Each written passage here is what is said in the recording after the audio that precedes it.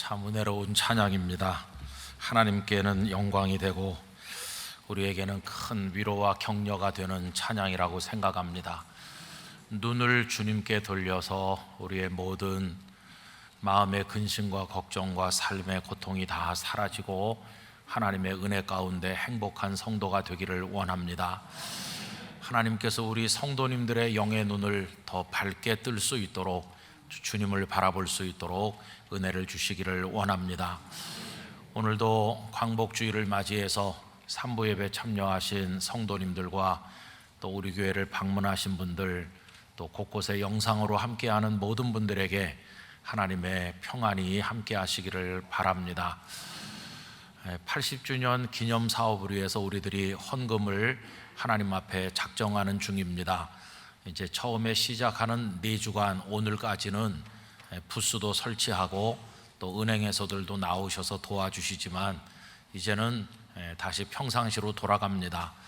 작정서가 교회 곳곳에 있고 또 주보에 계좌번호도 있고 교회 앞에 우리은행에 직접 가셔도 되고 하니까 이제 앞으로 이게 수년 동안 이어질 것이니까 여러분들께서 기도하는 가운데 함께 해주시면 되겠습니다. 그저 누구든지 빠짐없이 하나님 앞에 기도하면서 하는 게 중요하니까 이 일을 위해서 여러분들의 마음을 모아주시기를 부탁을 드립니다. 1830년대 프랑스의 파드칼레 지역의 한 작은 도시에 구슬을 만들어서, 장식용 구슬을 만들어서 부자가 된 사람이 살고 있었는데, 이 사람이 얼마나 검소한지, 그리고 또 다른 어려운 사람들을 보면 마음에서 우러나오는 친절과 사랑으로 얼마나 선행을 베푸는지 많은 사람들에게 그의 칭찬이 가득했습니다. 그래서 그 시민들은 마음을 모아서 이분을 우리의 시장님으로 추대하자 해서 그는 그 도시의 시장이 되었고, 있는 정성을 다해서 도시를 위해서 일하고 시민들에게 봉사했습니다. 그 시장은 마들렌이라고 불렸습니다.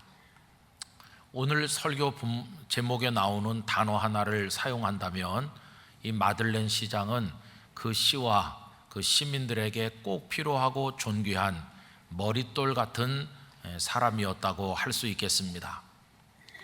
자, 그런데 이 마들렌 시장에게도 사람들에게 숨기고 싶은 부끄러운 과거가 있었습니다. 그것은 그가 한때 감옥에 있었다는 것입니다. 그러나 사람들은 그의 과거를 아무도 알지 못했는데 딱 한 사람이 마들렌 시장을 보면서 과거를 떠올렸습니다. 24601이라고 하는 죄수 번호를 붙이고 무려 19년 동안을 감옥에 있었던 사람, 장발장, 그를 떠올린 것입니다.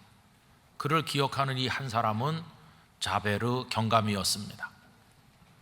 장발장은 굶는 조카들이 안 돼서 빵을 주기 위해서 훔치다가 그 죄로 인해서 수감되었고, 사회의 부조리와 불평등에 분노한 나머지 여러 차례 탈옥을 감행한 끝에 형기가 계속 늘어서 빵 몇 개를 훔친 죄가 결국은 19년을 감옥에 있게 만들었습니다. 19년 이후에 가석방 상태로 풀려났지만 이 자베르 경감은 그를 다시 감옥으로 돌려보내야 된다고 굳게 믿고 있었습니다. 그 이유는 뭐냐 하면 이 사람이 가석방 상태인데 정해진 구역을 벗어났을 뿐만 아니라 굴뚝을 청소하는 소년에게서 돈을 빼앗았고, 주교의 집에서는 은촛대를 훔치는 절도를 저지르기도 했고, 이제는 이름과 신분을 바꾸어서 버젓이 시장 노릇까지 하고 있으니 이것은 도저히 용납할 수 없다고 생각을 한 것입니다. 여러분, 이 이야기는 우리 성도님들께서 벌써 다 잘 알고 계시는 이야기죠. 1862년 빅톨 위고의 명작 중에 명작인 레미제라블의 줄거리입니다. 이 레미제라블은 불쌍한 사람들, 이렇게 번역될 수 있는 소설인데, 어떤 학자는 인류가 써낸 모든 소설 중에서 그 길이로 따져서 25위에 해당하는 어마어마한 소설이라고 이야기했습니다. 장편 중에 장편 소설이죠. 이 레미제라블에 동원된 프랑스어 단어가 무려 65만 5,478개의 단어가 동원되었다고 합니다. 그 안에 무수하게 많은 사람이 등장하고 많은 철학 사상들이 나옵니다. 그리고 그 당시 혼란스럽던 프랑스 사회를 보여주는 갖가지 사건들이 언급되고 있는데, 우리가 그 모든 걸 다 기억할 수는 없지만은 큰 줄거리 하나, 장발장이라고 불렸던 희망 없던 죄인이 이제는 존경받는 새로운 사람으로 변화되어 마들렌이란 이름으로 불리면서 살고 있다고 하는 이야기 그 하나, 그걸 우리에게 기억시켜주고 있습니다. 이 장발장은 가석방된 이후에 오갈 데가 없었는데 미리엘 주교가 친절을 베풀어서 그에게 저녁 식사와 잠자리를 제공해 주었고, 그 은혜를 망각한 그가 촛대를 훔쳤지만은 그의 절도를 덮어주면서 그를 용서하고 살 길을 열어주는 사랑을 베풀었을 때 감격하고 또 감격해서 새 사람이 되기로 굳게 결심을 했고, 그는 변해서 새 사람이 된 것이었습니다. 그러나 자베르 경감은 믿지 않았습니다. 사람이 착한 사람이 된 척하고 위장할 수는 있지만 사람이 정말로 변해서 새로운 사람이 될 수 있다는 것을 완강하게 거부했습니다. 그는 사람들이 존경하는 마들렌의 얼굴에서 죄수 장발장을 보았을 뿐입니다. 그래서 그는 어떻게 해서든지 그의 정체를 밝히고 잡아서 다시 감옥으로 보내기 위해서 집요한 추격을 계속하게 된 것이죠. 여러분, 이 자베르 경감의 정의 그리고 법을 따라 사는 잔혹한 모습은 마치 예수님 당시에 율법이라는 칼을 휘두르면서 무수한 백성들을 정죄하고 용서할 줄 모르는 바리새인의 모습을 보는 것 같습니다. 그러나 이 소설은 뒷부분으로 가면서 흔들리는 자베르의 모습을 보여주죠. 결국 자베르는 정의와 법이라고 하는 칼을 휘두르며 살아왔던 자신의 전 생애에 대한 깊은 좌절과 환멸을 느낀 나머지 스스로 생명을 끊게 되는데, 사람을 진정으로 변화시키는 위대한 사랑 앞에 무릎을 꿇은 것이라고 말할 수 있겠습니다. 여러분, 그 19세기 프랑스 사회는 혁명 이후에 얼마나 혼란스럽고 타락한 사회였었는지, 그러나 그 소설은 그런 부패된 세상에서도 변화되어서 새로운 사람이 되는 기적이 일어나고 있다는 것을 보여주고 있습니다. 여러분, 이 이야기는 죄인이 변하여 의인이 되고 사탄의 자식으로 살던 자가 변해서 하나님의 아들과 딸이 되고 희망 없던 인생이 고귀한 사람으로 변화되어 살아가는 하나님께서 이루시는 이 복음의 이야기와 꼭 닮았다는 것을 깨닫게 됩니다.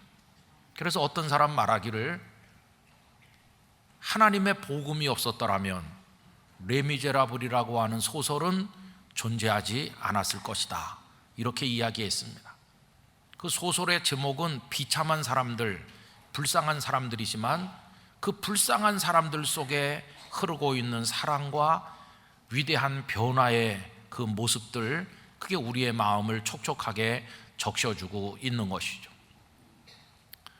여러분, 우리는 성경을 읽는 성도입니다. 성경이 말해주는 것은 복음입니다. 그런데 그 복음의 핵심이 무엇인가? 바로 이 새롭게 변화되어 하나님의 사람이 되는 아름다운 이야기, 하나님께서 이루시는 이야기, 그게 바로 복음의 핵심이죠.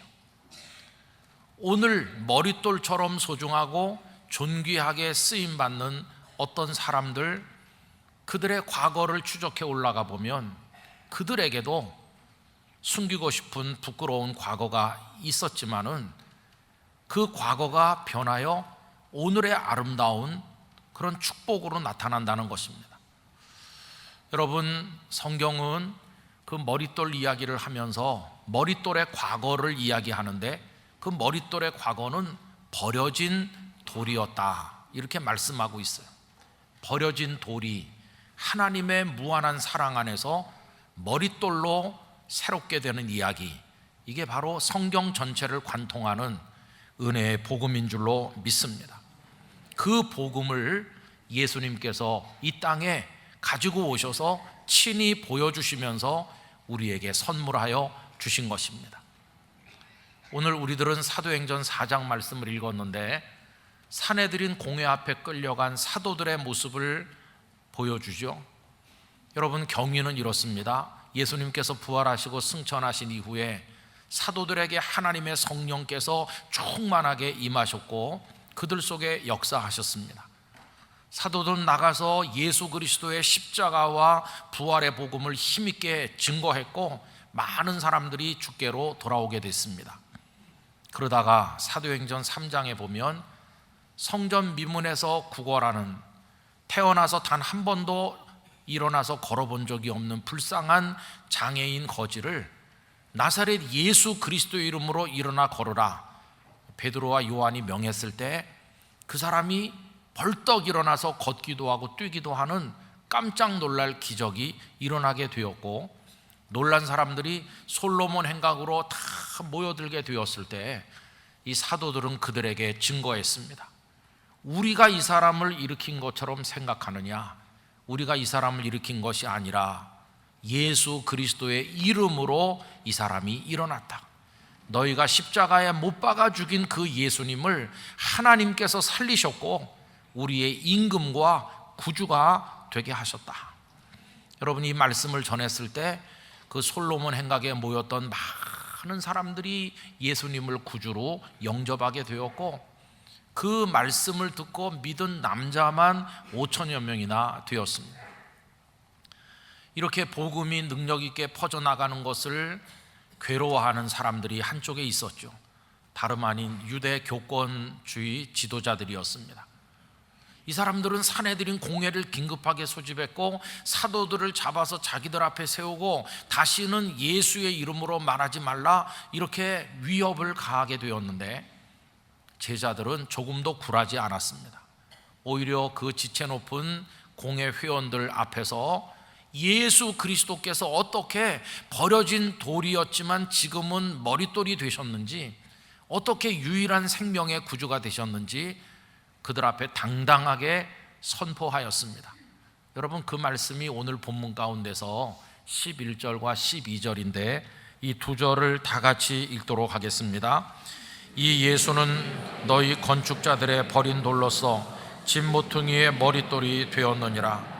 다른 이로서는 구원을 받을 수 없나니 천하 사람 중에 구원을 받을 만한 다른 이름을 우리에게 주신 일이 없음이라 하였더라. 아멘. 당신들이 못 박아 죽인, 당신들이 버린 그 예수님이 지금은 천하 인간의 우리에게 구원을 가져다 주는 유일한 생명의 구주가 되셨다고, 버려진 돌이 머릿돌이 되셨다고 이야기했습니다. 버려진 돌이 머릿돌이 되는 이야기는 시편 118편 22절을 인용한 것입니다. 이 구절을 예수님께서도 인용하셨고 베드로도 베드로 전서에서 또 인용했고 바울 사도도 에베소서에서 인용해서 예수님을 증언할 때 사용한 것을 볼 수 있습니다. 여러분, 예수님께서도 한때는 버려진 돌과 같았어요. 예수님께서는 어떻게 버려지셨나? 이 땅에 하나님의 아드님으로 탄생하셨지만 사람들은 다 그를 미워하고 멸시하였습니다.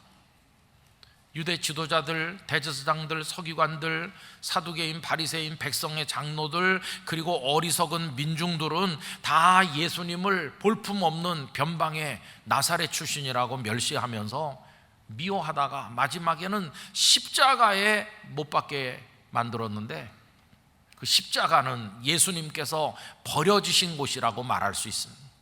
그렇게 예수님은 버려진 돌이 되신 것이죠. 그러나 여러분, 사람들은 예수님을 버렸으나 성부 하나님께서는 예수님을 일으켜 세우셨습니다. 예수님은 부활을 통해서 생명의 구주가 되셨고 하나님께서는 유일한 구세주요 만왕의 왕이요 만주의 주가 되게 하셨고, 방금 읽은 12절의 말씀처럼 천하 인간의 구원을 가져다 주시는 유일한 구주로 우리 예수님을 머릿돌로 세우셨습니다. 여러분, 이 이야기가 복음의 중에 복음인 줄 믿습니다. 예수님 이후로 지금까지 2000여 년의 기독교 역사는 버려진 돌들이 머릿돌이 되는 아름다운 이야기로 가득 차 있습니다. 복음을 전했던 예수님의 제자들 자신이 갈릴리 바닷가에 볼품없는 어부들에 불과했지만 하나님의 은혜로 그들은 천국 복음을 증거하는 존귀한 사람들로 세워졌고, 핍박자였던 사울이 변하여 위대한 하나님의 사람 바울이 된 것 역시 마찬가지고, 젊은 날에 세상의 정욕을 따라 방탕하게 살던 아우구스티누스, 그 어거스틴이 변해서 2000년 역사 중에 가장 빛나는 믿음의 사람으로 우뚝 선 것이 그렇고, 또 젊은 세월 성격을 이기지 못하고 세상 욕망을 따라 살던 한 젊은이가 머릿돌로 세워져서 고아들의 아버지가 되고 5만 번 이상 기도의 응답을 받았다고 하는 조지 뮬러 목사님이 되었으니, 그 이야기가 역시 그러하고, 우리나라로 와서 보면 무수한 이야기들 중에 선교사에게 돌멩이를 던지고 오가는 사람을 향해 행패를 부리던 깡패 김익두가 변해서 위대한 기적을 이루는 부흥사 목사님이 된 것 또한 마찬가지죠. 지금도 하나님께서는 버려진 돌을 머릿돌 되게 하는 생명의 역사를 계속하고 계신 줄로 믿습니다. 그 역사가 오늘 3부 예배를 드리는 우리에게도 일어났다는 걸 여러분 아십니까? 우리도 다 더러운 죄인이었습니다.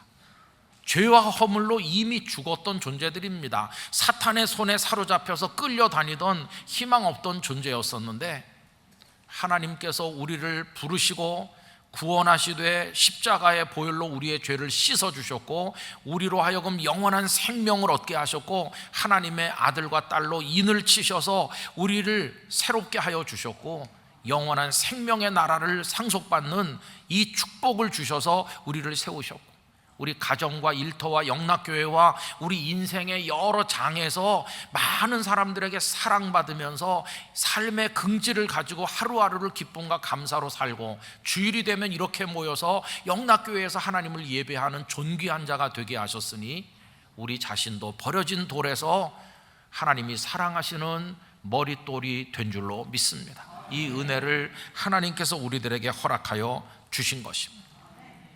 오늘 이 예배를 드리는 우리의 마음속에 이 은혜를 주신 하나님께 감사하고 또 감사하는 마음이 넘쳐나야 되리라고 생각하는 것입니다. 그 은혜가 아니었다면 우리는 이 자리에 있을 수 없었을 것입니다. 여러분, 버려진 돌을 머릿돌로 세우시는 이 하나님의 놀라운 손길의 역사는 개개인에게만 일어나는 것은 아닙니다. 가정에도 일어나고 한 민족에게도 일어나는 것입니다. 여러분, 저는 저희 가정을 생각할 때도 많습니다.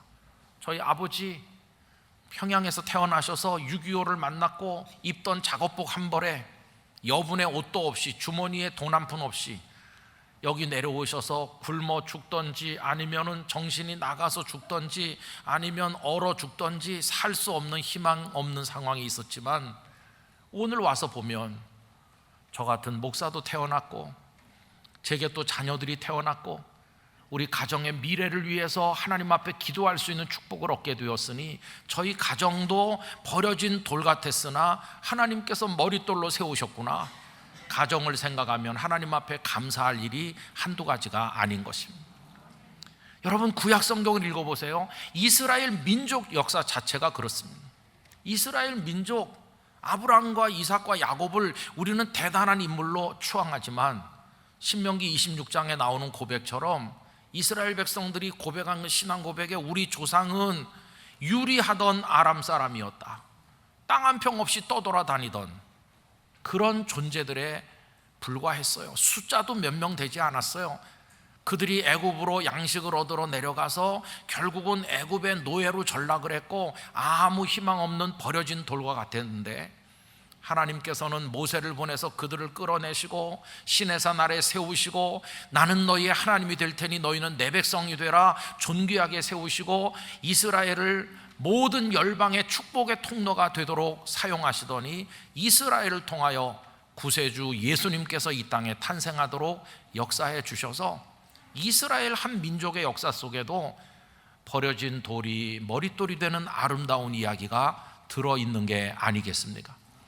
여러분, 이 주간에 이 말씀을 생각하니까 이스라엘 속에서 일어났던 바로 그 얘기, 노예 백성이 하나님의 백성 되는 아름다운 이야기가 우리 대한민국에도 있었고 우리 민족에게도 있었구나, 이걸 생각하니까 얼마나 감사한지 말로 다 할 수 없는 것입니다. 여러분, 우리 한민족, 세상이 우리를 다 버렸습니다. 우린 버림받은 돌이었어요. 그걸 아시죠? 예전 얘기할 거 없이 구한말부터 오늘까지 120, 30년 안에 있었던 짧은 역사만 이야기해도 우린 버려진 돌과 같았어요.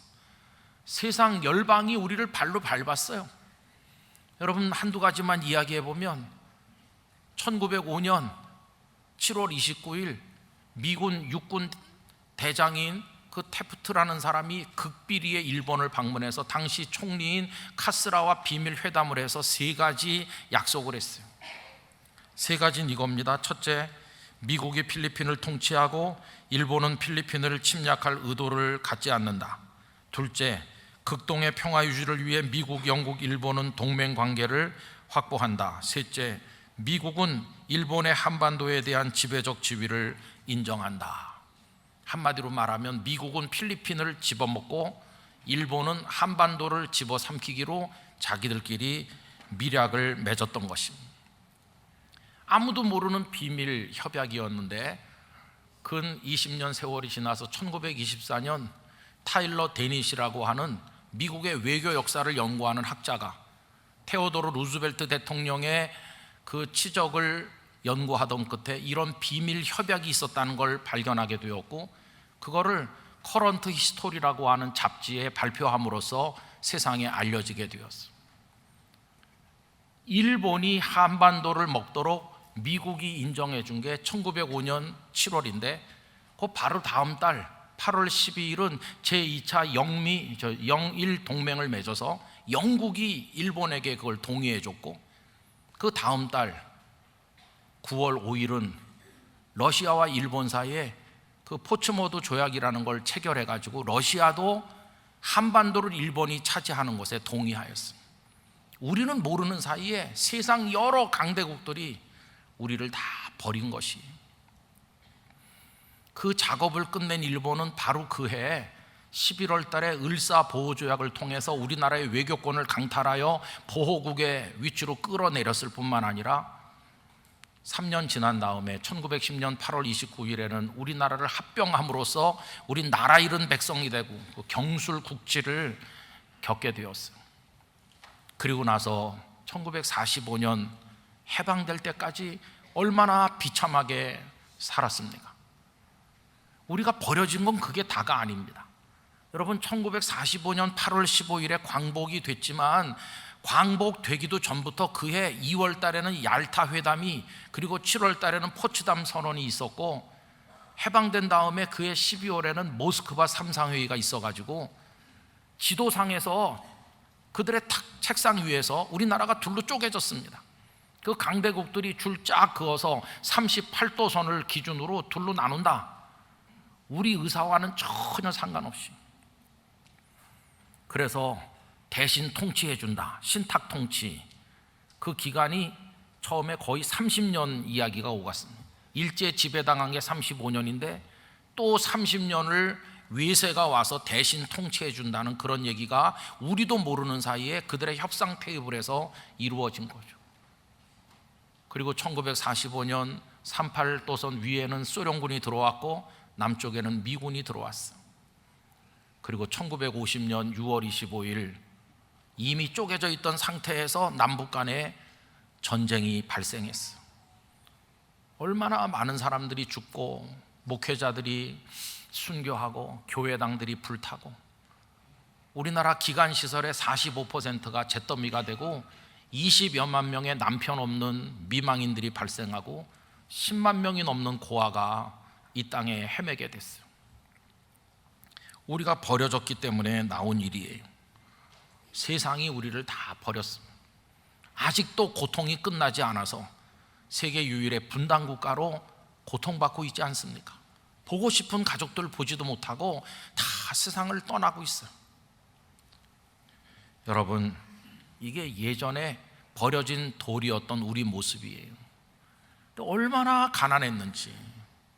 해방되던 해 1인당 국민소득이 45불, 6.25 끝나던 해는 68불, 전 세계에서 가장 가난한 나라였어요. 굶어 죽는 사람도 많고 깡통 찬 소년들이 길거리에 많았어요. 그게 우리의 옛날 얘기죠. 그런데 여러분, 오늘도 예배당에 오면서 생각해 보니 이렇게 서울이 아름답게 가꿔졌고 여기 영락교회가 있고 성도들이 다 오셔서 예배하고 오늘의 이 풍요로움과 이 자유는 어디서 왔나? 여러분, 이게 바로 기적이라는 걸 알게 됐어요. 지금 우리가 날마다 맛보고 있는 오늘의 삶은 하나님의 축복이요, 하나님께서 주신 기적이요, 버려진 돌이었던 우리를 머릿돌로 세워주신 은혜의 결과인 줄로 믿습니다. 지금 우리가 누리고 있는 이게 보통 게 아니에요. 지금 우리는 부자 나라가 되었습니다. 뭐 일일이 다 말씀드릴 필요가 없겠지만은 2022년을 기준으로 보면은 우리나라가 1년 동안 무역하는 규모가 세계 6위고 그리고 우리의 국민 총생산량이 세계 12위에 이르고 대한민국만 해도 인구 숫자로 29위의 나라가 되었고, 그리고 우리를 다 이제 선진국으로 인정해서 2021년 제68자 무역개발이사회 거기서 대한민국은 이제 선진국이다, 이렇게 우리를 인정해 줬어. 여러분, 선진국 국민답게 얼굴을 펴시기 바랍니다. 꿈에도 그리던 선진국 백성들. 저 초등학교 다닐 때 사회 교과서에 후진국인 우리는 이렇게 나왔어요. 요새는 세계 최고의 반도체, 거기다 스마트폰, 그리고 뭐 조선 분야에 있어 화학 분야에 있어서 여러 분야에 있어서 세계에서 굉장한 나라가 됐어요. 거기다 K자가 앞에 붙는 다양한 콘텐츠들이 얼마나 사람들을 매료시키고 있는지 알 수 없어요. 그뿐입니까 여러분? 비록 100년 조금 넘는 짧은 역사에도 불구하고 언더우드 선교사의 기도문 속에 나오는 것처럼 주여 아무것도 보이지 않습니다, 캄캄했던 이 절망의 땅이었었는데 그분들을 통해 생명의 복음이 전해져서 하나님을 알지도 못하던 이 땅에 많은 교회들이 세워졌어요. 교회들의 문제가 많고 목회자들이 문제가 많고 여러 가지 아픔이 있는 와중에서도 오늘도 이 시간 전국 방방곡곡 수만여 교회에서 성도들이 하나님을 송축하고 주의 말씀이 선포되고 있는 걸 생각해 보면 바로 이 땅이 기적의 땅이 아닌가, 그렇게 생각을 하는 것입니다. 여러분, 그리고 22,000여 명의 장기 선교사를 파송을 해서 아프리카 저 지구 반대편에 가서도 지금도 예수 그리스도만이 머릿돌이시고 생명의 구주라는 것을 선포하고 있질 않습니까? 여러분, 우리는 지금 하나님이 세워주신 은혜의 기적 가운데 살아가고 있는 것이죠. 그런데 문제는 뭐냐 하면 우리가 버려진 돌이었었다는 사실을 망각하고 있다는 것이에요. 처음부터 우리가 대단했던 것처럼 우리 대한민국 국민들과 대한민국에 있는 성도들이 얼마나 하나님 앞에 교만하고 감사할 줄 모르는지, 지금 머릿돌일지라도 예전에는 버려진 돌이었다는 사실을 여러분 잊으시면 안 됩니다. 하나님께 은혜를 잊으시면 안 돼요. 하나님 앞에 감사해야 돼요. 우리가 어떤 존재였었는가를 뼈저리게 느끼면서 오늘 우리에게 주신 은혜에 대해서 하나님 앞에 감사해야 될 줄로 믿습니다. 찬송해야 되고 영광을 올려드려야 돼요. 왜 우리들을 머릿돌로 세우셨나? 거기에는 사명이 있는 줄 믿습니다. 쓰시기 위해서 세우신 것이지, 그래서 그 속에 있는 하나님의 기대와 사명을 잊어서는 안 되는 것이죠. 여러분, 우리를 향한 하나님의 기대가 얼마나 큰지요. 그래서 그거 잊으면 안 돼요. 우리 성도 개개인은 성도다운 성도가 돼야 되겠습니다. 그래서 K 김은성 목사, K영락교회 성도, K영락교회가 돼야 되는 거죠. 교회다운 교회가 돼요. 어디 내놔도 부끄럽지 않는 시민의식을 가지고 나라를 사랑하는 성도가 돼야 될 줄로 믿습니다. 그리고 한국교회는 깨어 일어나서 이 나라를 지켜야 되는데, 이 신앙의 자유, 예배의 자유가 있는 자유민주주의 국가로서의 대한민국을 지켜낼 사명이 있는 것이고, 그리고 전 세계가 다 동성애 앞에 무릎을 꿇고 있지만 우리 대한민국은 한국교회 성도들의 눈물의 기도와 헌신으로 아직까지 그걸 막아내고 있는데, 이 가정을 지키고 창조 질서를 지키는 사명을 완수해야 되고, 하나님의 말씀을 우리 자손들에게 가르쳐서 그들의 미래가 복된 미래가 되도록 해야 될 사명 또한 우리에게 있고, 한경직 목사님께서 그렇게 외쳤던 민족 복음화의 깃발을 내리면 안 되고 끝까지 그 높이 들고 생명의 복음을 전도하고 나라를 위해 기도하는 성도가 돼야 될 줄로 믿는 것입니다. 그 일을 위해서 이 서울, 세계적으로 대단한 도시인 서울 한복판에 영락교회를 머릿돌처럼 세우셨으니 우리 영락교회를 향한 그 사명을 망각해서는 절대로 안 될 것입니다. 여러분, 그 은혜를 깨닫고 하나님 앞에 영광을 올려드려야 될 것입니다. 그리고 우리의 그 사명 속에는 세계 유일의 분단국가로 남아 아직도 다 일어서지 못하고 있는 북한을 품는 기도가 있어야 됩니다. 희망 없는 나라 같지만 북한 동포들 위해 기도해야 되고, 거기 복음 통일, 평화 통일이 이루어지는 그날이 오면 우리 한민족은 동방의 등불이 되어서 전 세계를 복음으로 비추는 하나님이 쓰시는 머릿돌 민족이 될 줄로 믿습니다. 그날을 향해서 끝까지 전진해야 될 사명이 우리에게 있는 것이죠. 우리 개개인에게 그런 은혜를 주셨고, 우리 가정에 그런 은혜를 주셨고, 우리 영락교회에도 그런 은혜를 주셨고, 우리 대한민국에도 그런 은혜를 주신 하나님, 앞으로도 우리를 머릿돌로 사용하여 주셔서 이 민족 전부가 일어나서 하나님을 찬송하게 하여 주시옵소서. 그렇게 기도해야 될 것입니다. 여러분, 여호와를 자기 하나님으로 삼는 민족은 복이 있도다. 우리 민족이 그렇게 될 수 있기를 기도해 주시기 바랍니다. 그래서 이 평화로운 나라에서 하나님을 마음껏 성축하며 자손 대대로 복음의 사명을 이루는 우리 모두가 될 수 있기를 간절히 희망합니다. 기도하겠습니다. 아버지 하나님, 버려진 돌과 같았던 우리 개인과 가정과 교회와 이 땅의 백성들, 우리 민족, 우리 나라를 생각해 보며 오늘 우리가 누리는 이 모든 것이 하나님이 주신 놀라운 은혜임을 깨닫고 감사와 찬송을 올려드립니다. 우리의 과거를 잊지 않게 해주시고 은혜에 감사할 줄 아는 저희가 되게 하시며, 앞으로도 저희에게 주신 사명을 따라 다 일어나게 하셔서 하나님 영광 위에 달려가도록 복을 내려 주시옵소서. 예수님 이름으로 기도드리옵나이다. 아멘.